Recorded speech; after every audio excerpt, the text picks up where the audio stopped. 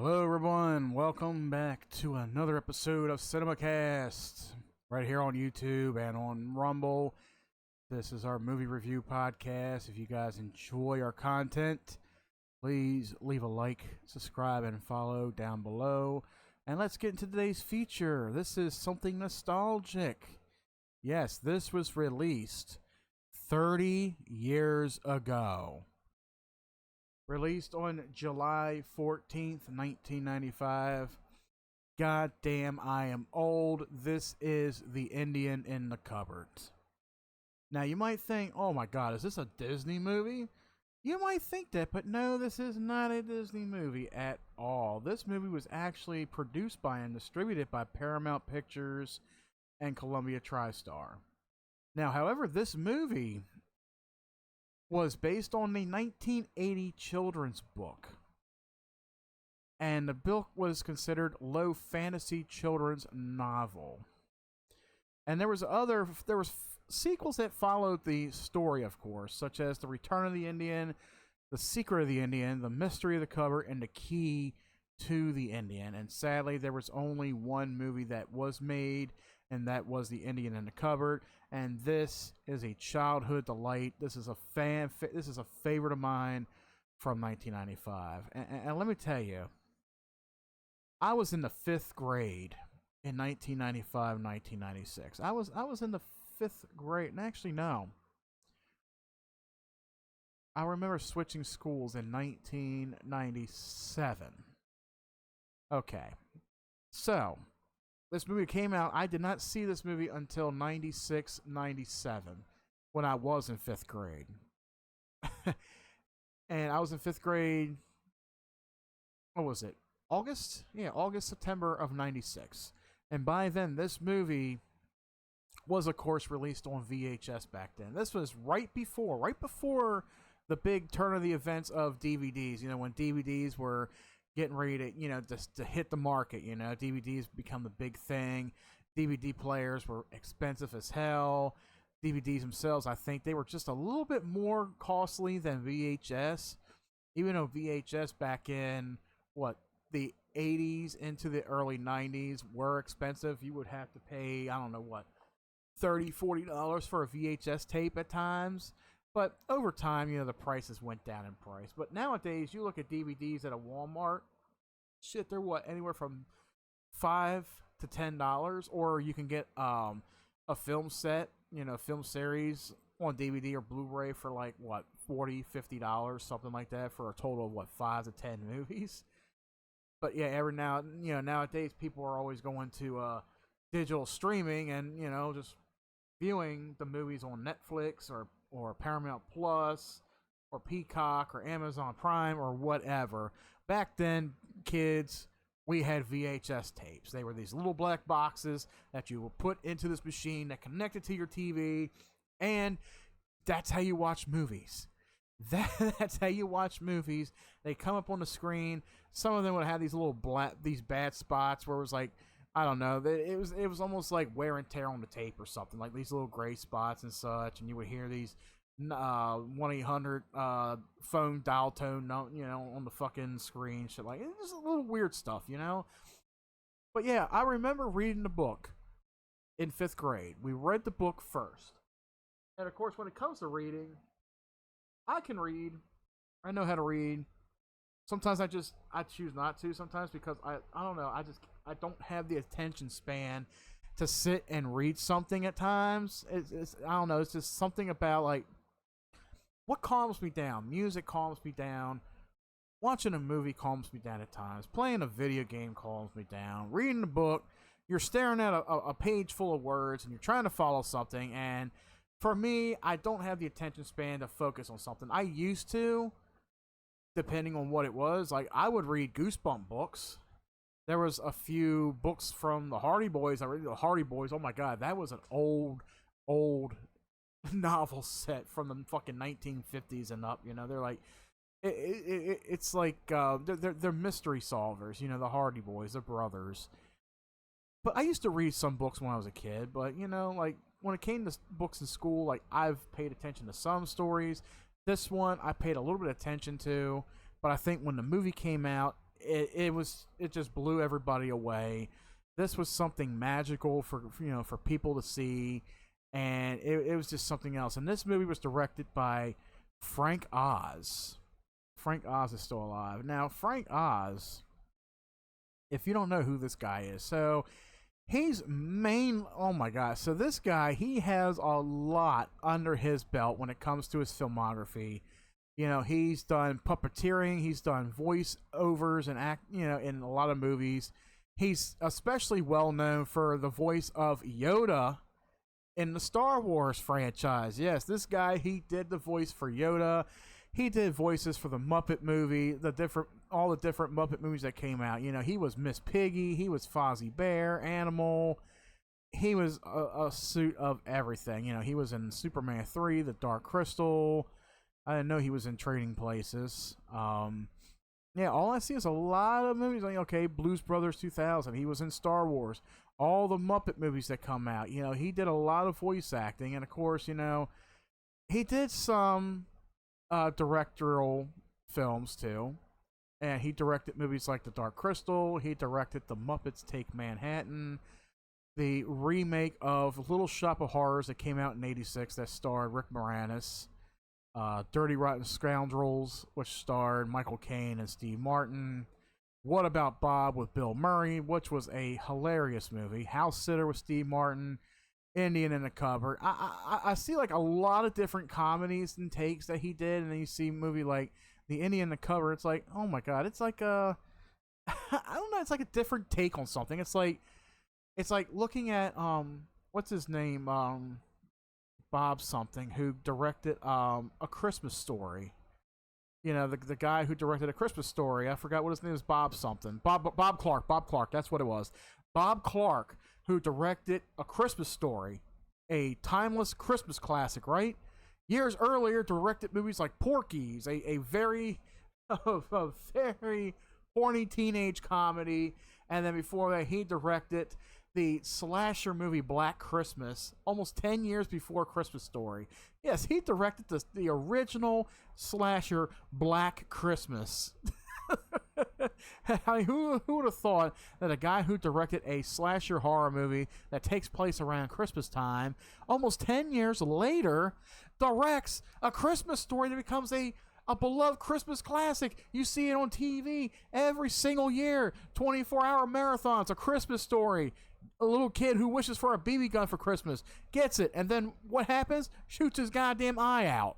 But yeah, Frank Oz, he directed a few good movies. He produced them. He did TV shows, of course. He was mainly into like Star Wars, Muppets, and such. So yeah, it is something to see him directing a movie like this. And of course, although it did receive positive reviews from critics, they said that this movie was a box office bomb, which is shocking to me. Like, this movie was so good. Like, I watched it growing up, and it was like one of my favorite movies.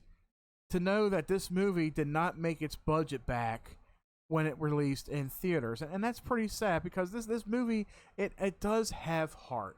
This movie, it may not follow too closely to the book. It tries to, but I will say for this movie, the acting is not solid. It's not on point. But I will say that this movie does have some heart to it, and it's definitely loved by a fan base like me that grew up on this movie. So yes, The Indian in the Cupboard is a 1995 American family fantasy drama. The story revolves around a boy who receives a cupboard as a gift on his 9th birthday. He later discovers that putting figures in the cupboard after locking it and unlocking it brings the toys to life. The film stars Hal Scardino as Omri, Lightfoot in his film debut as Little Bear. Yeah, Lightfoot, he's a Native American. Let's see, Lightfoot, whose name is Gary Paul Davis, born in 1968. He is better known professionally as Lightfoot. He is a Native American he's Cherokee Nation. Oh, and he's a rapper, actor, and businessman. I didn't know he was a rapper. I didn't know he did. Holy shit, he did have a lot of Well, they look like all EPs and such, but I don't know. I don't think I've ever listened to his stuff. Like it's Native American rap, Native American hip hop. So he has, holy shit, it looks like he did albums like almost every, what was this?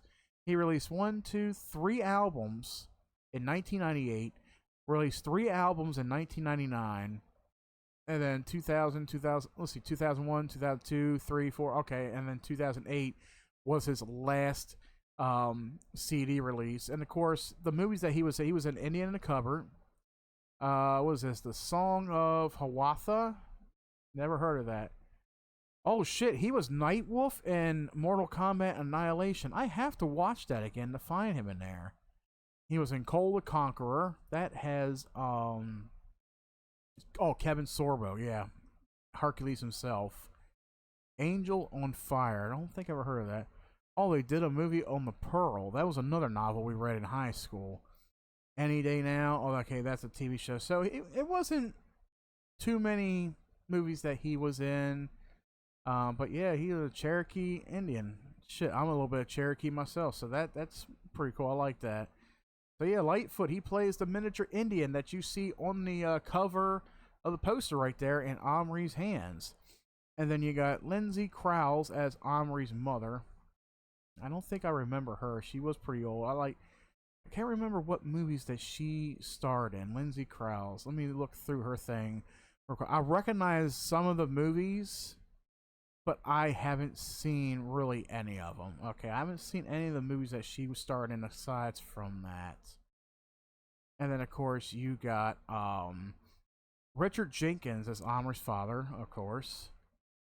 And then you got David Keith, who plays Boone the Cowboy. Yes, that's another little action figure that he puts into the cupboard and it comes to life. So this guy, I see him. Okay, he was in a couple of movies that I've seen. Like, okay, I didn't know there was an Independence Day that came out in, what was that, in the 80s. He was in Ernest Goes to School. I think there's a couple movies I think I've seen him in, aside from this one. A lot of them really look familiar. Okay. Other than that, yeah, I don't know him too much in different ones. So, yeah, like it is said, and I'm going to spoil it just a little bit for you guys. This is an old school movie. It's 30 years old. Bear with me. If you guys have not seen this movie, stop the review. Go check it out. Come back and listen to the rest of the review.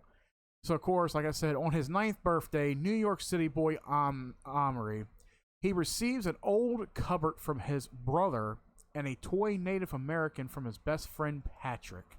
Omri gets a special key from his mom, and which she got from her grandmother, and locks the toy in the cupboard. The next morning, he hears a small tapping noise coming from the cupboard and finds that the toy has magically come to life.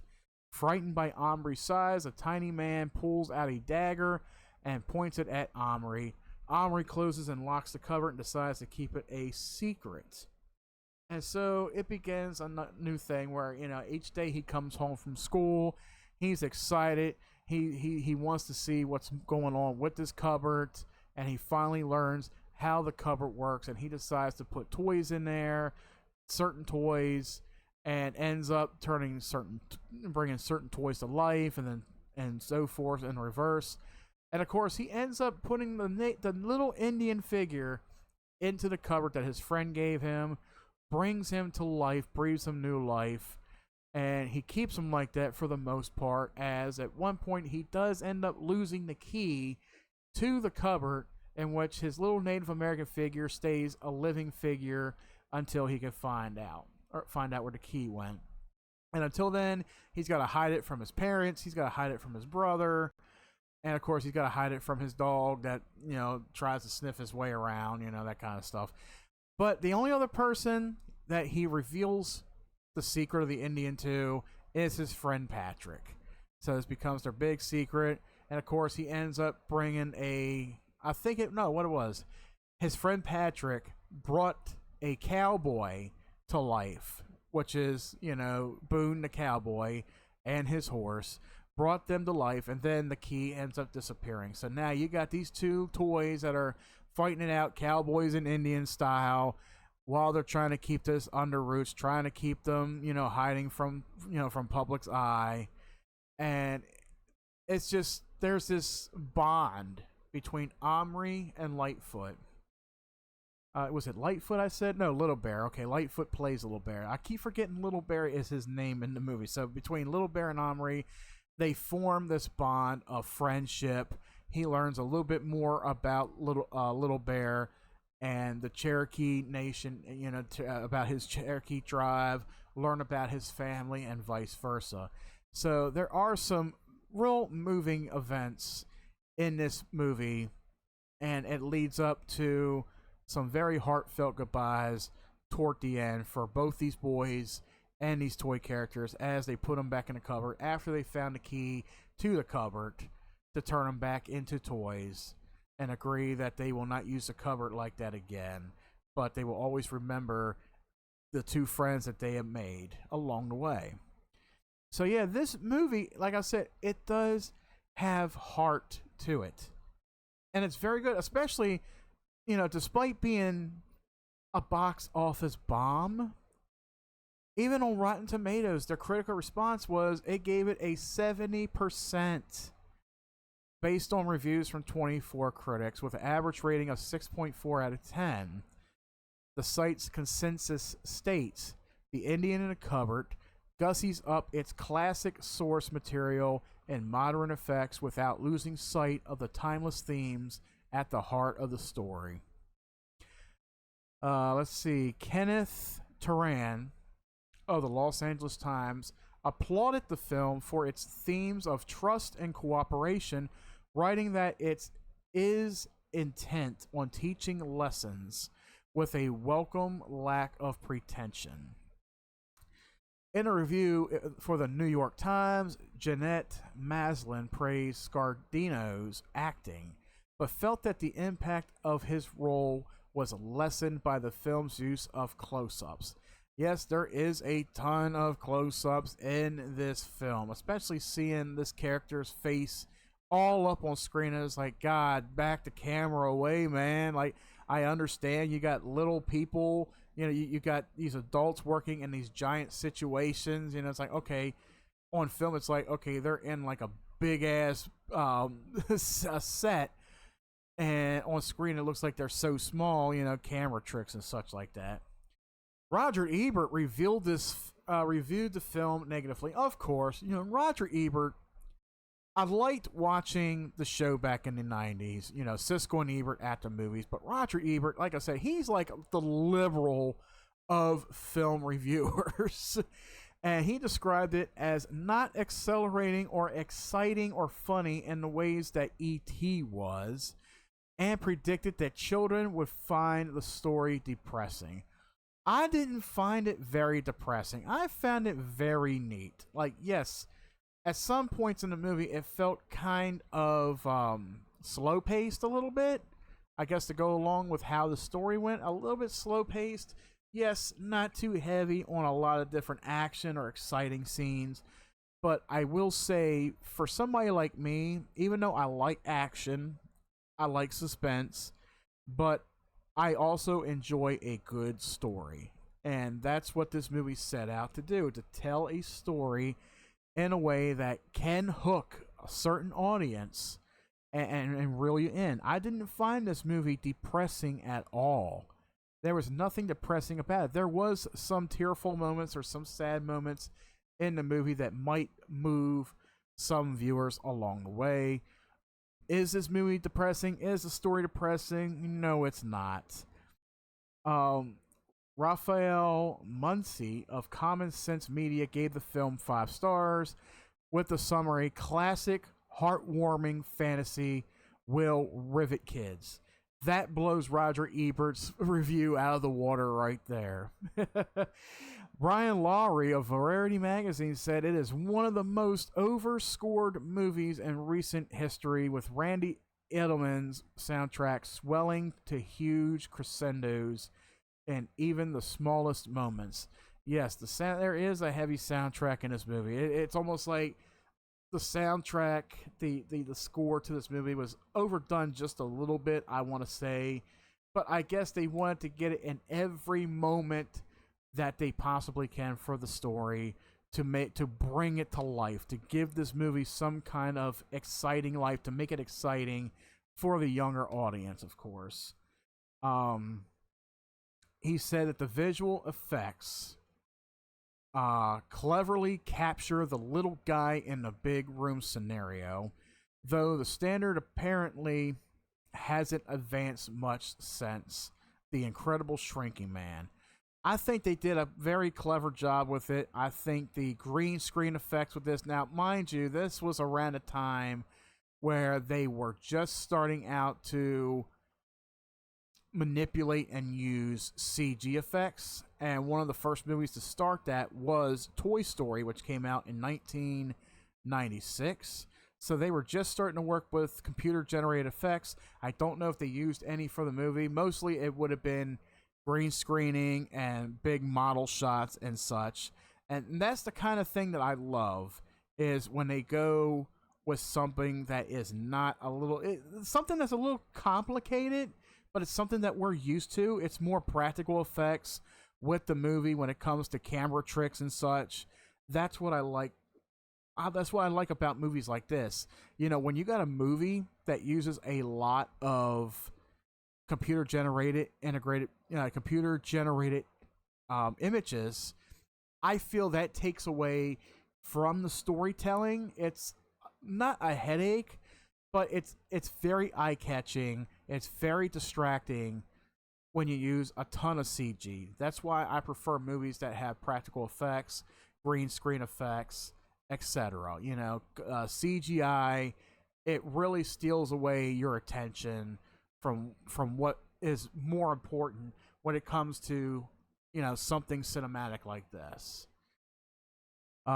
He also concluded that yet another example that Hollywood can make movies in which critics of sex and violence can find nothing to complain about. It's also a reminder that family values can be, well, kind of boring. I guess they feel like that in a movie like that. It's like, yeah, family values, you know, sitting around a table, you know, how'd your day go, son? How'd your day go, daughter? How'd your day go, honey? How did work go? Da da da da. Okay, oh, you gotta do what dad told you to do. You gotta do what mom told you to do. Kind of boring. Well, we see that in movies anyway. Like, how many movies have we seen something like that anyway? Family values. We've seen that in a ton of fucking movies. Has anybody ever complained about family values being boring? I don't think so. This is a family movie. It's about family. It's about a kid raised by a family who receives something which is the best gift that he had ever received. You know? And of course, he's got to hide some of it from his family. You know, you don't want his family to know. Bob McCabe of Empire gave this film 2 out of 5 stars, saying that the film benefits greatly from the casting of the young Scardino, who brings a distinct freshness to the role with his unconventional looks that diverts a good deal of the film's potential. But yeah, I mean, most of the movie is focused on this boy, but I think there's a little bit of a balance between this character and Lightfoot's character of Little Bear. I think it seems to be like a little bit of more of a balance between these characters. You learn a little bit more about each of them as they teach each other, you know, about themselves, about their families, you know, like they can almost relate. You got Omri teaching Little Bear about how his family is, and you got Little Bear telling him about how his family is and how he misses his family and such. When you're probably sitting there thinking, this is a toy. It's a toy that he just brought to life. How does he have a family? Well, this is a toy that, you know, he brought to life. It has a conscience. It has a memory. It has a family. And I think that's an interesting part where you bring something to life and it's not going to sit there and be like, I don't remember a thing. I don't know who I am. Like, you see a lot of that in some more modern movies, but I think with this one, they did it very clever, where they give him a backstory to go off of, and it kind of reels you in a little bit. It's like you learn a little bit more about the character, you become more interested in the character, even though he doesn't even really have a background to him, he still has a story to tell, and that really adds to the story of this movie and of course of the book as well. So there are some other reviews. I'm not going to even want to look them over, but yeah, this movie poorly debuted at number 6 in North America box office, and yeah, it only made 35 million against a production budget of 45 million, which is sad. It really is. In 2015, DVD Talks William Harrison reviewing the film for the 20th anniversary Blu-ray release, calling it clunky and repetitive, and that it hits a few dramatic high notes but lacks an adventurous spark to make it truly memorable. Now, coming off of movies like the Marvel Cinematic Universe, the possible or what could have been the DC Universe, you know, Batman, Superman and such, Wonder Woman, you got critics like this who are looking for something that is along the lines of, well, it could have been Marvel, but it's not Marvel. It's not Spider-Man. It's not Iron Man. No, you had to put yourself in the period, in the time that this movie came out. You had to put yourself in that state of mind and say this movie was good for what it was back then. If you're trying to review this movie at a time when you got tons of Marvel movies coming out, one right after the other, like what, 3 a year? There's like 20 or 30 Marvel movies that are out right now since what, 2001 with Spider-Man, and a majority of them all connect with each other and some don't. Like, come on, how are you going to try to compare a classic like this that's based off of a book? How are you going to try to compare that probably to that? And you're saying it's clunky and repetitive. It hits a few dramatic high notes, but it lacks the adventurous spark. This he ain't fucking Iron Man. He ain't Spider-Man. He's a fucking 2-inch tall Native American that has a fucking family and a story to tell. What could be fucking more adventurous than that? You know, you got a 9-year-old boy who just discovers something magical and decides, I like this. This is what I want. So anyway, what do I give a rating to The Indian in the Cupboard? I give The Indian in the Cupboard, for being 30 years old this year, I give this movie an 8.5 out of 10. Yes, even though it may have some points in it where it kind of seems a little lackluster, maybe to some, but I will say, like, growing up on something like this, I really did enjoy it. I loved the hell out of it, and I think you guys will too. This is probably something that you can definitely share with your family as you get over. So definitely 8.5 out of 10 for The Indian in the Cupboard. Go see it if you guys have yet to do so. And guys, that does it for today's episode of Cinemacast. Thank you very much for watching. Thank you for listening, guys. I hope you enjoyed today's episode of Cinemacast. Be sure to hit that like, subscribe down below if you have yet to do so, if you guys enjoy our content right over here. And until next time, guys, we'll catch you right back here at the cinema.